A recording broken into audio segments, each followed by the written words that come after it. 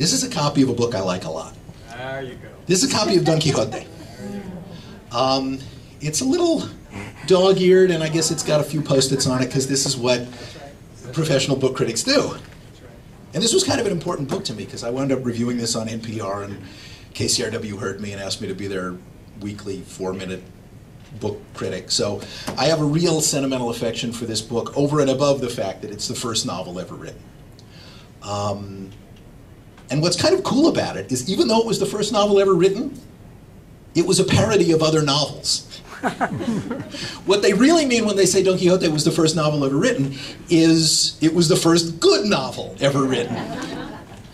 But I had an idea, and I'm just going to share it with you and then sort of step aside or welcome Jose up here, which was, I used to be a journalist, right? And then I was a federal functionary running a program that needed attention so we could get more great applications from the likes of Pomona. And, you know, I like to think I knew a little bit how to get journalists' attention. I mean, you know, Libros Schmibros is, among many other things, a catchy name that might make a journalist look twice. Are there any journalists here tonight, by the way? Maybe not. They're hiding. They're hiding. Okay, they're incognito. If I were out there, I would not raise my hand either, because you're not supposed to admit these things. What's that? The diminishing importance. Yes, of course. I mean, probably there are fewer and fewer journalists in Pomona, and any good ones here will not self-identify. But I'd like to make a little news. I thought to myself, what can I do beyond preaching to the converted that will help generate enthusiasm, excitement, support for Measure X? What do people do when they want to get attention and they're working, campaigning, crusading for a good cause and nobody will listen to them? Historically, tragically, but often effectively, they go on a hunger strike. And I thought I could go on a hunger strike for Measure X. Maybe it would work. Maybe I would starve. That didn't seem like the right idea, but I knew if I tinkered with it, I might come up with something. And so, loving this book like I do, and loving it a little more than that because of the word that it's given us and the reason why. Do you know the word quixotic? Comes from Don Quixote. It means tilting at windmills. It means trying something that's probably not going to work and you ought to know better than to even think of, but you can't help yourself. That's quixotic.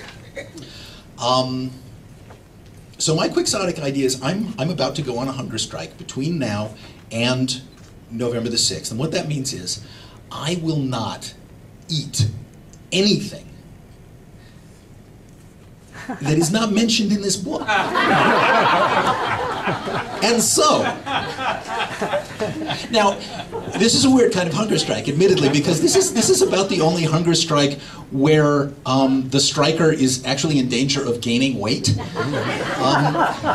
But I just want to read you a paragraph I like a lot from Edith Grossman's translation of Don Quixote.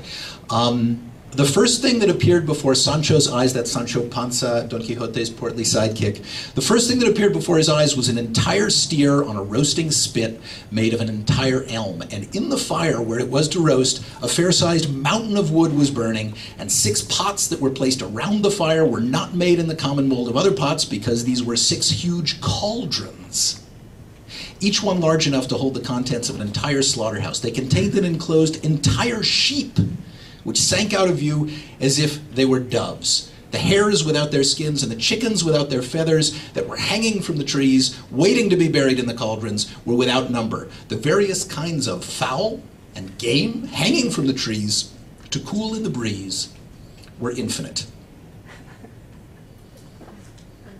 So this is all I have to eat for the next 6 weeks. Last night, I had a dinner of squab and lentils. You know what squab is?